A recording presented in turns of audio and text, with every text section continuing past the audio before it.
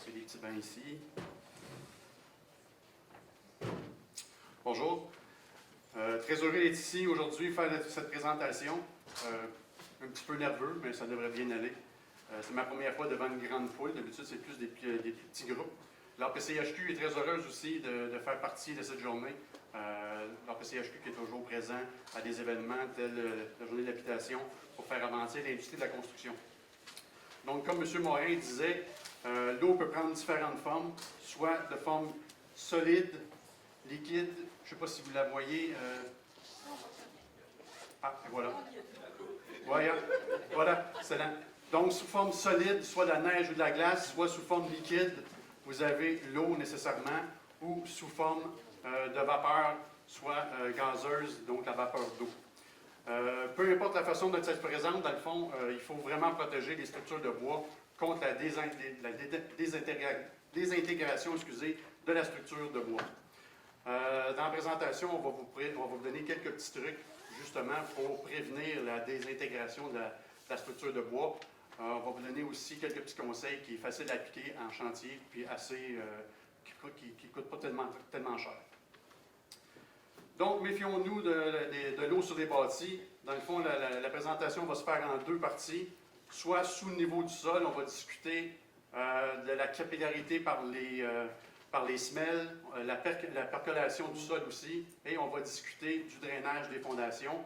La deuxième partie va se trouver au-dessus du niveau du sol, soit l'étanchéité à l'air, les échangeurs d'air et la condensation qui sont dans les sous-sols.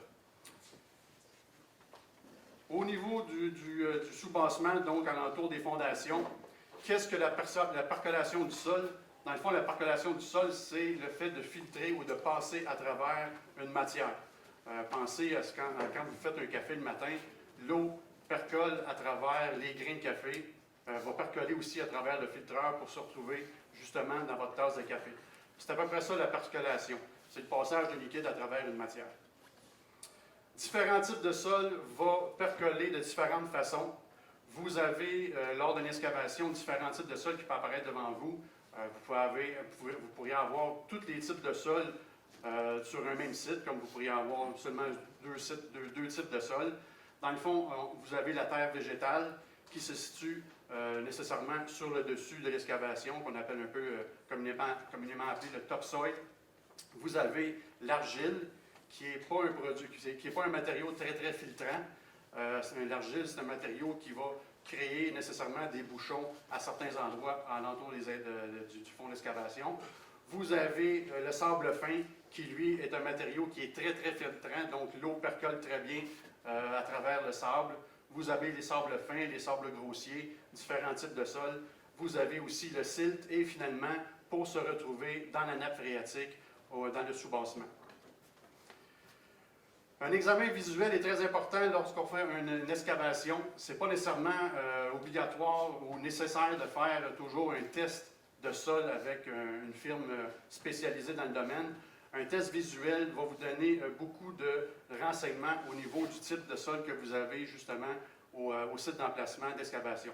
On peut voir ici que les couleurs nous parlent. Vous avez différents types de sols qui existent présentement sur le site qu'on a excavé. On peut voir les couleurs différentes. Vous avez le sable qui est en beige pâle, en brun pâle. Vous avez le sable plus grossier qui est un petit peu plus foncé. Vous avez des traces de fer qui sont un peu plus rougeâtres. Vous avez même du sable avec des traces de fer. Vous avez le sable et le silt qui est mélangé ensemble. Donc, vous avez différents types de couleurs. On peut les voir là, à l'écran. Vous avez l'argile et le silt. Donc, ce terrain-là nous parle beaucoup. Va nous donner aussi une idée sur le type de drainage qu'on devrait utiliser, le type de drain qu'on devrait utiliser pour faire un bon drainage des fondations. Lorsque vous avez un sol au fond de l'excavation qui est composé d'argile principalement, ce qui arrive, c'est que l'eau de pluie va descendre vers le bas, va s'écouler, va percoler tout autour du bâtiment. Je ne sais pas si on voit les gouttes de pluie, ouais. Il mouille dehors, c'est une bonne affaire qui mouille aujourd'hui. La diapositive est vraiment de bonne augure. Donc, l'eau de pluie va descendre jusqu'au bas de l'excavation et vous avez de l'argile qui crée un bouchon dans le fond des fondations. Ce que ça va créer une accumulation d'eau nécessairement au niveau des fondations. Au niveau de l'examen visuel, combien ça peut coûter de faire un examen visuel contrairement à un examen de test un test de sol? Nécessairement, faire un test visuel, ça coûte pas mal gratis. Dans le fond, ça peut vous sauver beaucoup de problèmes de juste faire un test visuel puis de vous donner une idée de quel type de sol qui est en place présentement sur le site d'excavation. Ici, vous avez une construction qui est adjacente au terrain qu'on a vu précédemment. On peut voir, là, on a déjà des traces là, de rougeâtre qui sont sur la dalle de béton au niveau du sous-sol. Présentement, l'ocre ferreux ne s'est pas développé nécessairement, mais ça nous donne un peu une idée qu'il y a beaucoup de fer dans le terrain. L'ocre ferreux ne s'est pas développé encore. Pourquoi? Parce que l'ocre ferreux, ça prend quand même un certain nombre de temps avant que ça se développe. Ça peut prendre 6, 8, 10 mois et même des fois quelques années.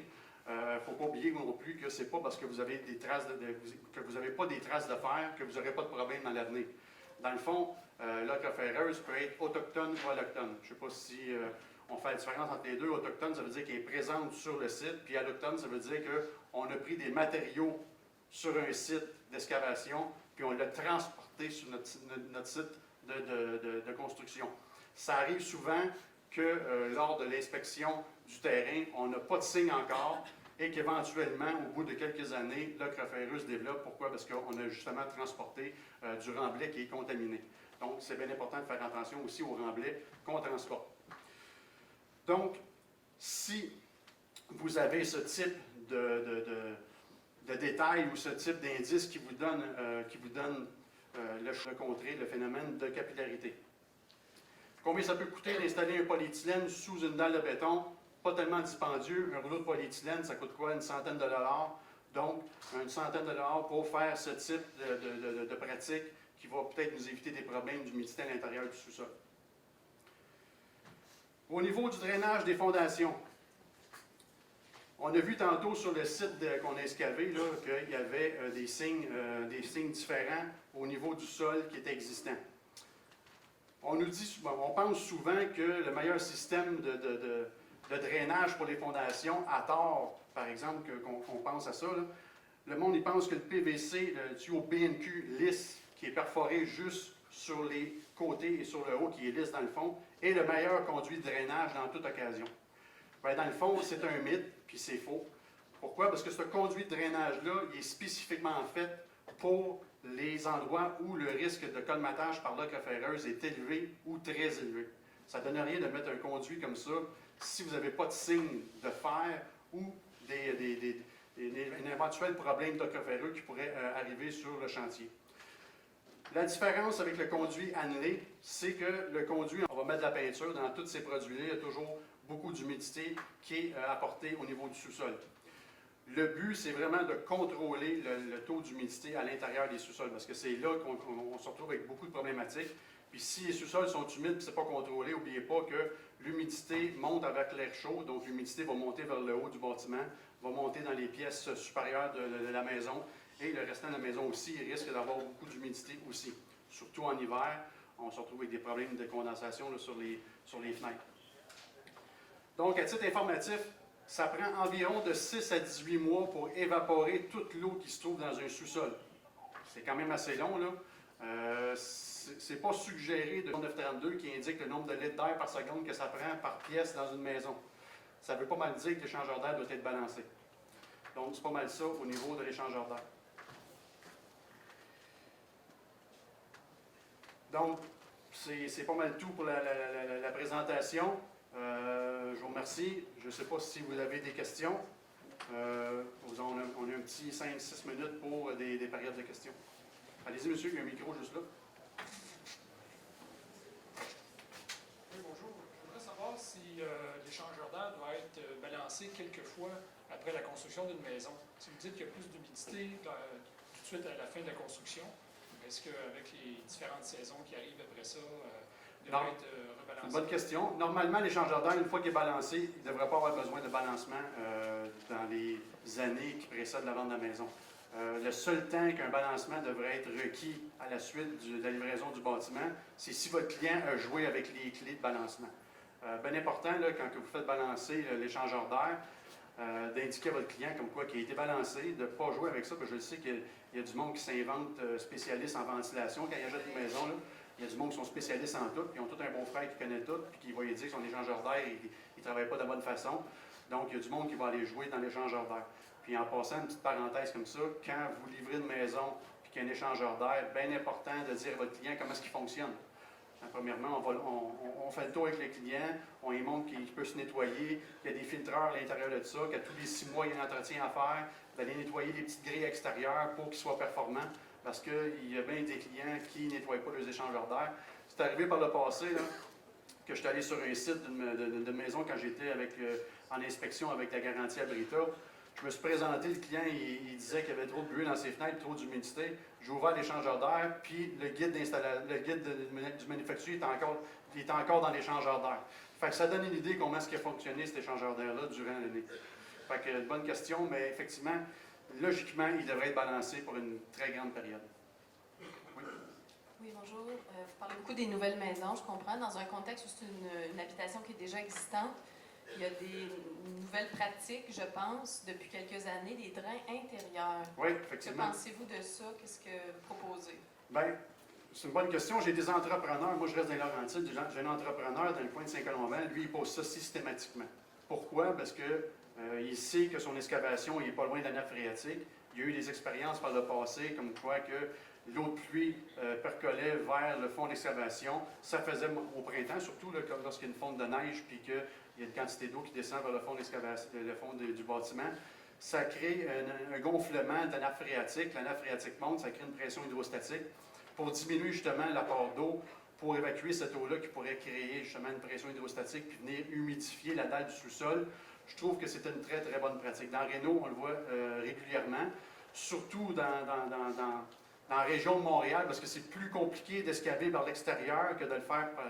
c'est plus compliqué par l'extérieur parce qu'il y a des bâtiments qui sont proches, la machinerie est grosse, donc on va aller chercher l'eau où on peut aller la chercher. Donc l'intérieur des fondations ne fait pas exception. C'est une très, très bonne pratique. Je le conseille régulièrement. Y a-t-il d'autres questions? Non? Excellent. Je vous remercie beaucoup pour votre attention. Je vous souhaite une belle journée.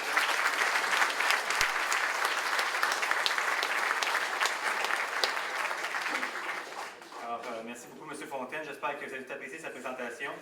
C'est maintenant le temps de vous diriger vers la salle APCHQ située au rez-de-chaussée pour le dîner. Et le dernier message, c'est que les conférences reprendront à 13h30. Bon appétit et bon réseautage. Finir le sous-sol dans les 2 premières années.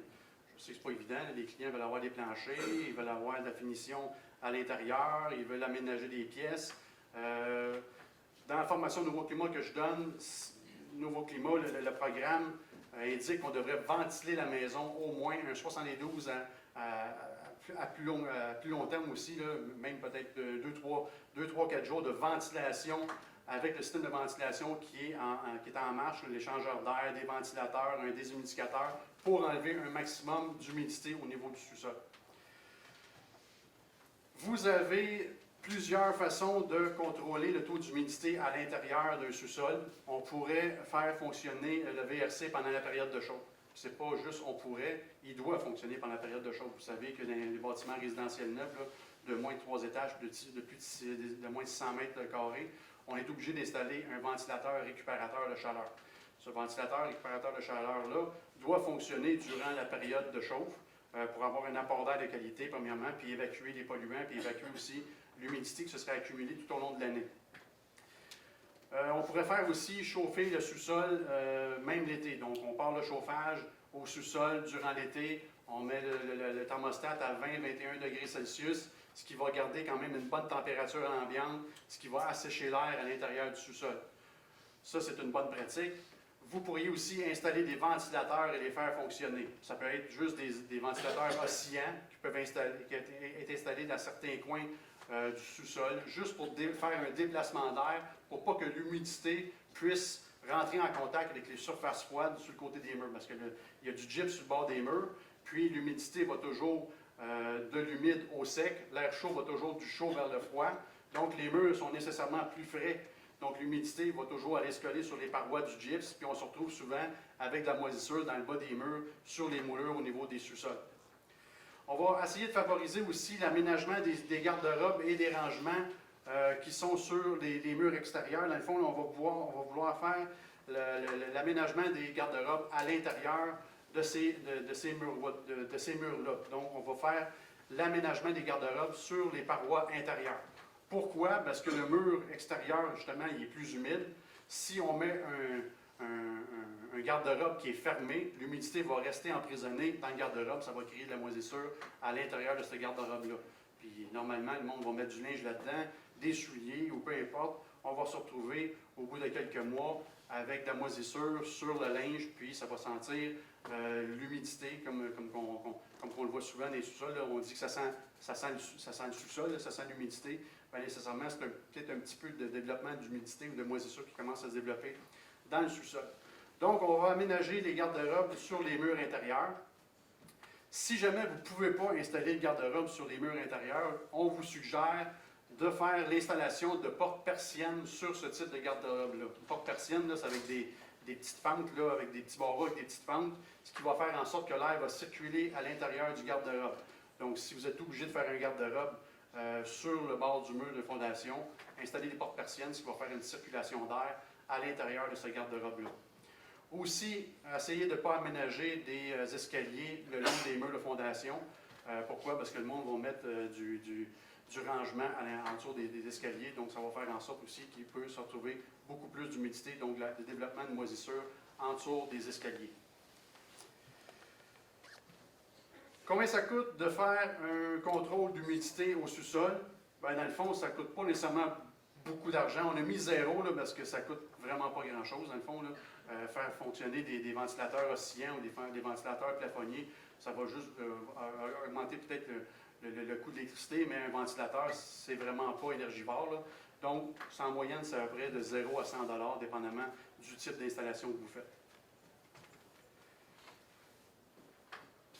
Au niveau encore là du contrôle d'humidité, au niveau des matériaux que vous pourriez utiliser au sous-sol pour faire soit les divisions, les murs qui vont séparer les chambres, on pourrait utiliser des matériaux imputrescibles de type acier, comme des montants de métal là, pour empêcher l'humidité de s'attaquer à la structure de bois.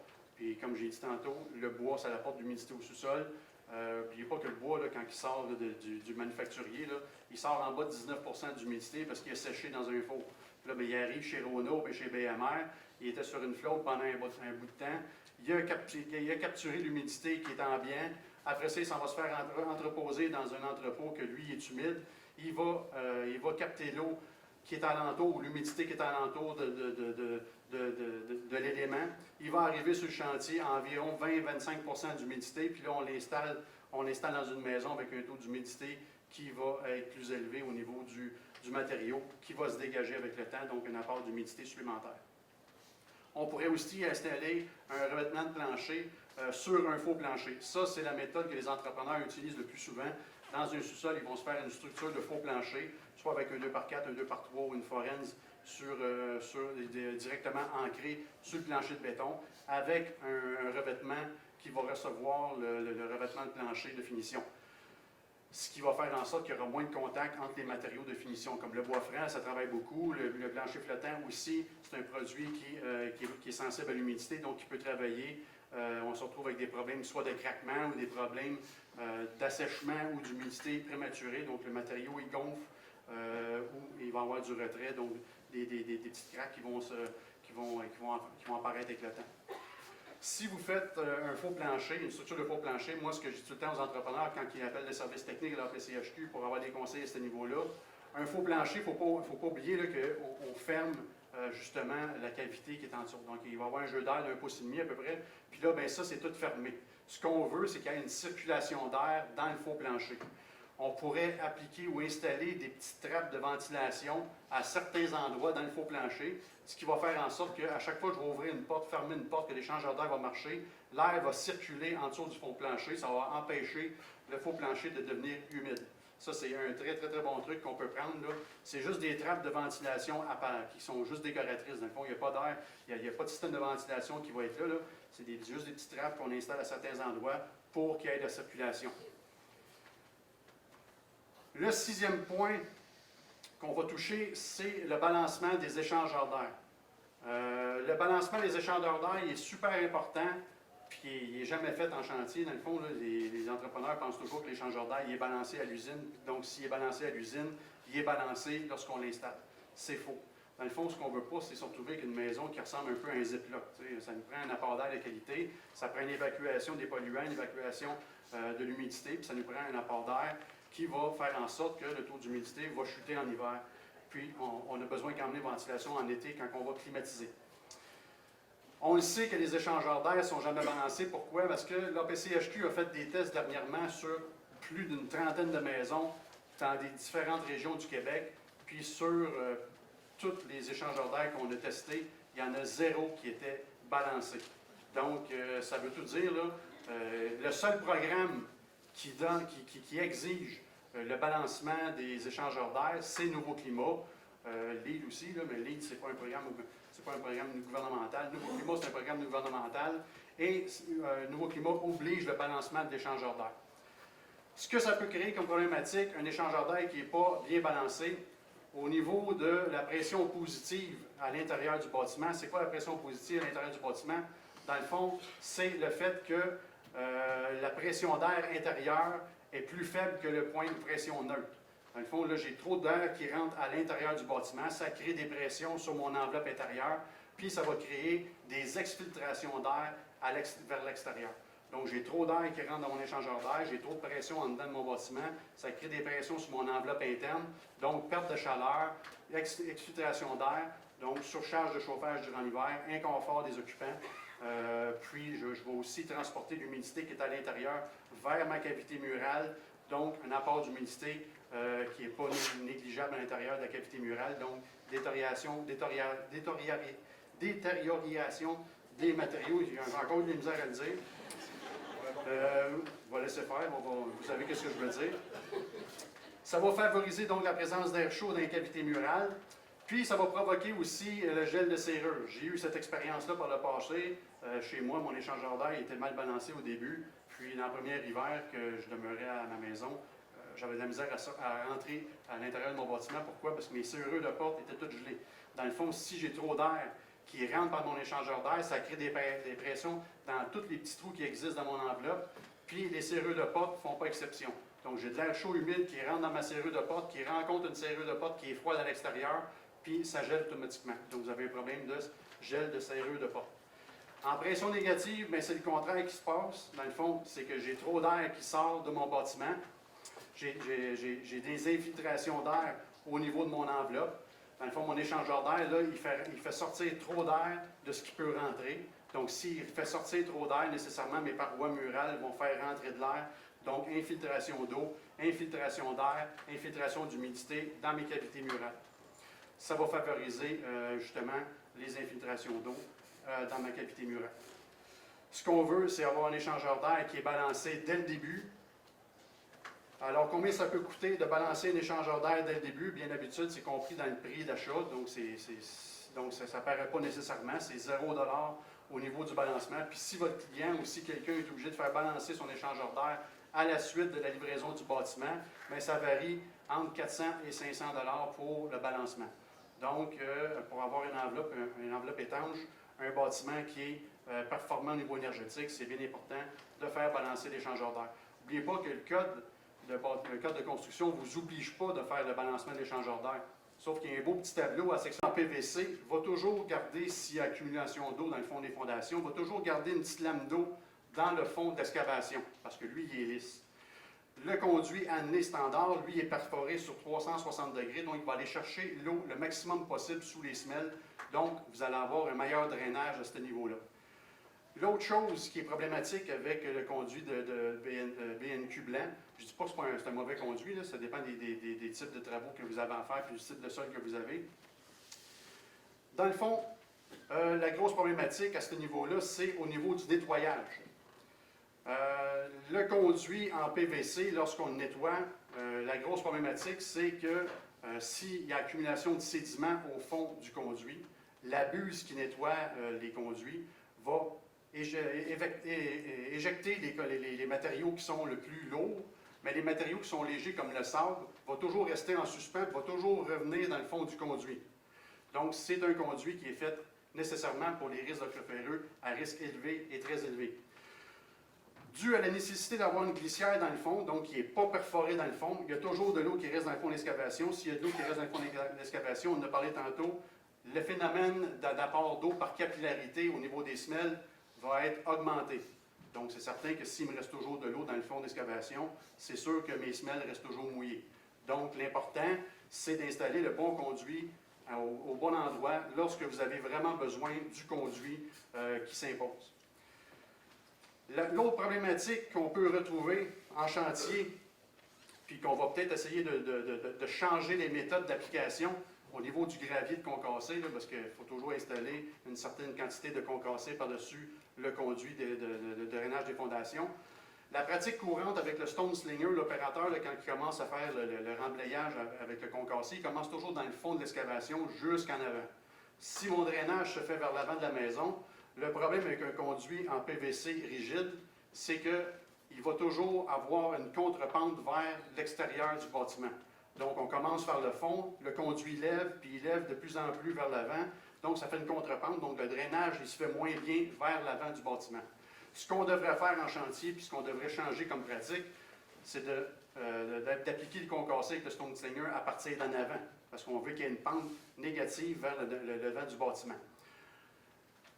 Le gros de la chose, entre les deux conduits, nous, on préfère un conduit annelé qui est flexible. Pourquoi? Parce que justement, quand on applique le concassé, il est plus flexible, donc il est moins sujet au soulèvement.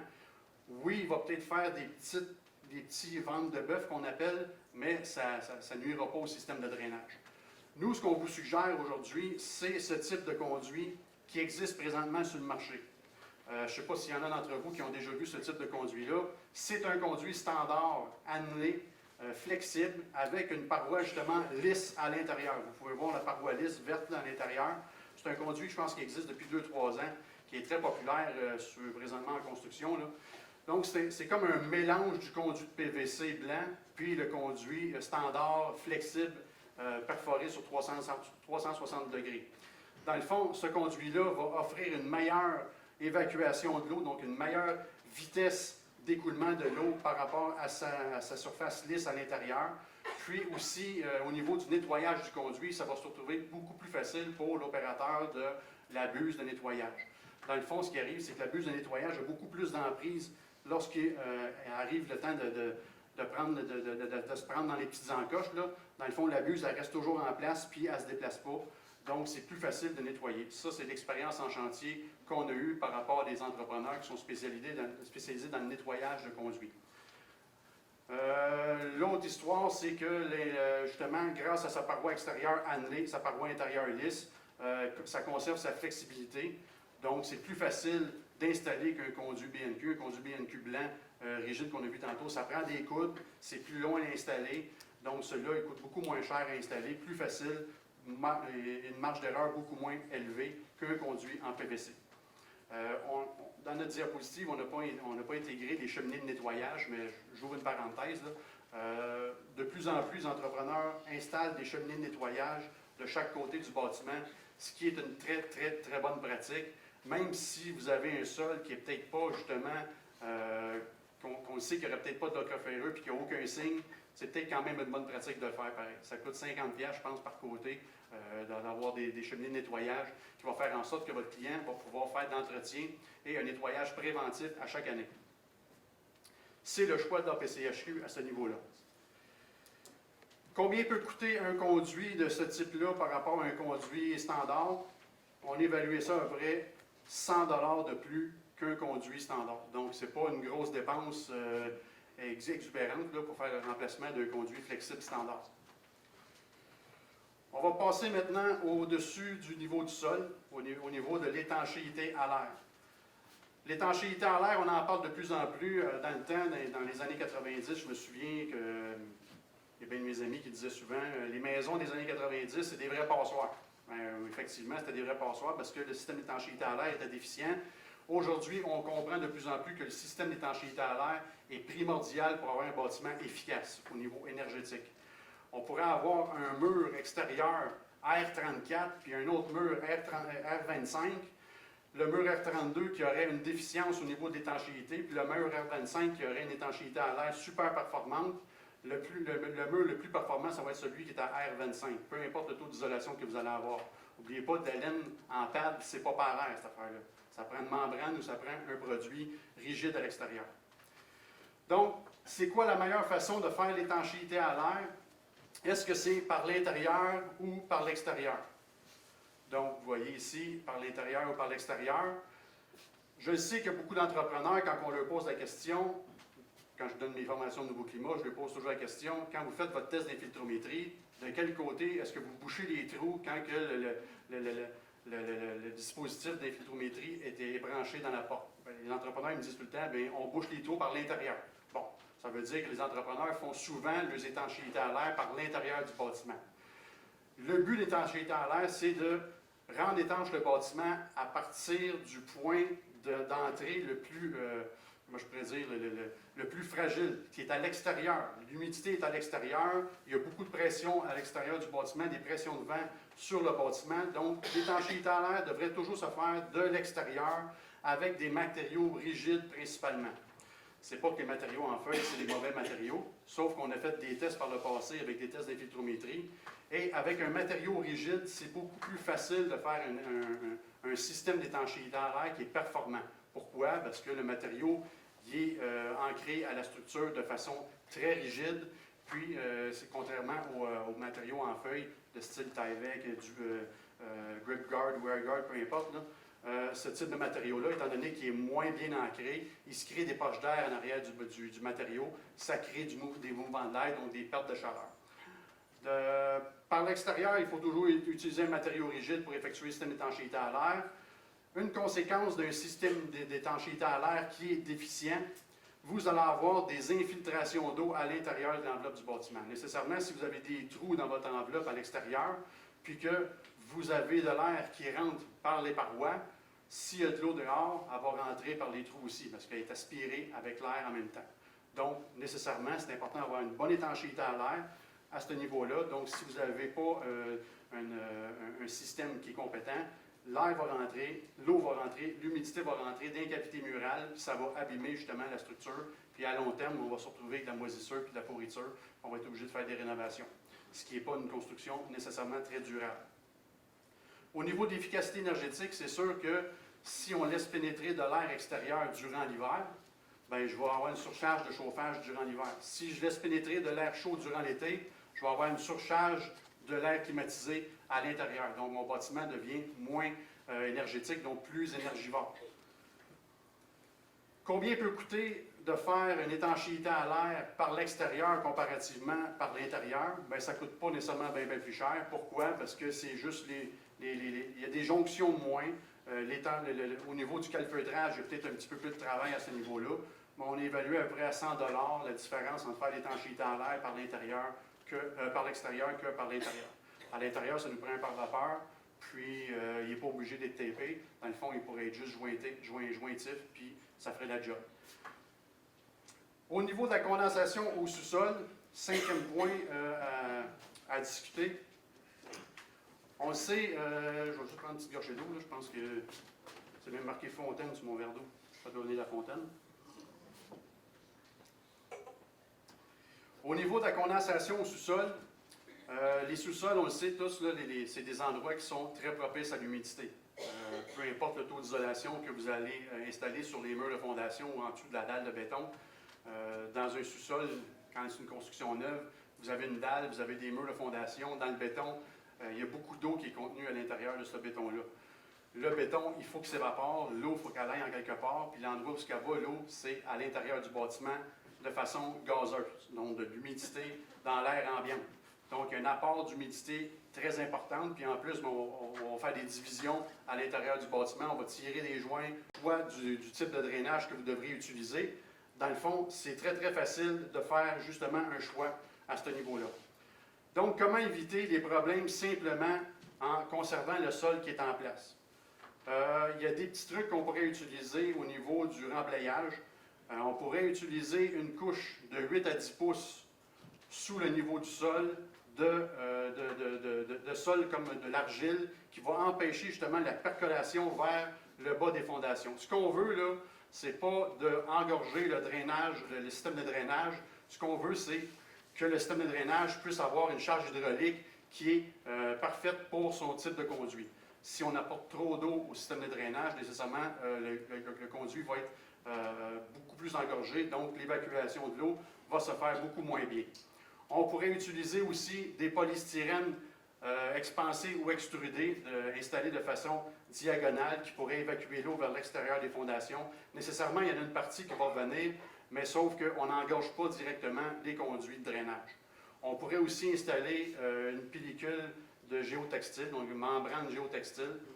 Ça peut être un géotextile comme ça pourrait être un polyéthylène comme on les appelle. Donc le but, c'est vraiment de diminuer l'apport d'eau vers le bas des fondations. On remarque ici que la couche de remblai, c'est de 8 à 10 pouces, puis sur 4 pieds de large, c'est suffisant à ce niveau-là.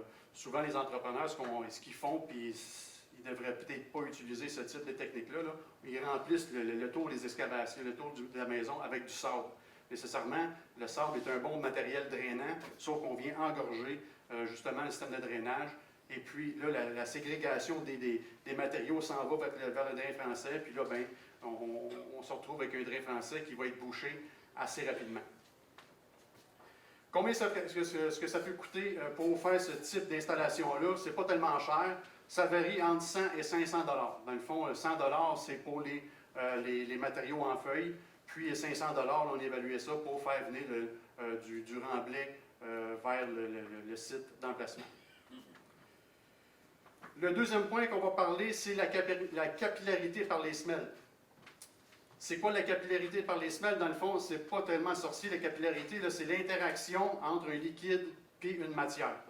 Ici, le liquide, ce qui nous intéresse dans notre cas ici, le liquide, c'est l'eau. La matière, c'est les semelles de béton, les murs de béton. Donc, l'eau va être aspirée par un matériau qui est poreux, qui est spongieux, dans le fond. Pensez à une éponge. Là, vous mettez une éponge sur le bord, au-dessus de l'eau. L'éponge va aspirer l'eau vers le dessus de l'éponge. C'est exactement ce qui se passe au niveau des semelles, au niveau du béton. Donc, l'eau va faire son chemin jusqu'à la surface du béton. Ce qui arrive dans ce temps-là, c'est que si vous avez un système de drainage qui est non fonctionnel, un système de drainage qui est engorgé, les semelles vont baigner dans l'eau pendant une période indéterminée, et là, l'eau va monter par capillarité vers l'intérieur du sous-sol. Ce que ça crée souvent, c'est un apport d'humidité excédent au niveau du sous-sol. On voit ça souvent là, au niveau de l'inspection, après la livraison du bâtiment, ou même plusieurs années après, les clients appellent les entrepreneurs et lui disent qu'il y a une infiltration d'eau au niveau du sous-sol. Puis là, on ouvre les murs, nécessairement, il n'y a pas de fissure. Bien, s'il n'y a pas de fissure et qu'il y a de l'infiltration d'eau, ça nous donne un indice comme quoi qu'à l'extérieur du bâtiment, il se passe quelque chose de pas normal. Puis là, d'habitude, c'est le système de drainage qui n'est pas fonctionnel. Une façon simple, peu coûteuse et efficace pour contrer ce type de phénomène au niveau de l'apport d'humidité dans les semelles et des murs de fondation, on pourrait appliquer sous les semelles de fondation un polyéthylène avant la coulée, évidemment. C'est certain que si vous voulez installer le polyéthylène après, c'est un petit peu plus compliqué. Mais on pourrait installer un polyéthylène sous les semelles avant la coulée de béton, avant la coulée des semelles. Ça peut être un polyéthylène comme ça peut être toute autre membrane qui est existante sur le marché. Dans le fond, le but, c'est empêcher par capillarité la remontée de l'eau à travers les semelles. Vous pourriez même recouvrir chaque côté des semelles de béton pour empêcher justement l'eau de passer à travers la semelle pour se rendre à l'intérieur du sous-sol. Vous avez un beau petit dessin ici avec le polyéthylène qui est installé sous la semelle. Ce n'est pas une pratique courante, on ne le voit pas souvent, mais peut-être que dans le futur, quand vous avez un site d'excavation qu'il y a déjà de l'eau qui est présente, nécessairement, il faut modifier notre construction. Là. Mais si vous savez que la nappe phréatique va monter et créer une pression hydrostatique en dessous de la semelle ou en dessous de la dalle, c'est peut-être une bonne façon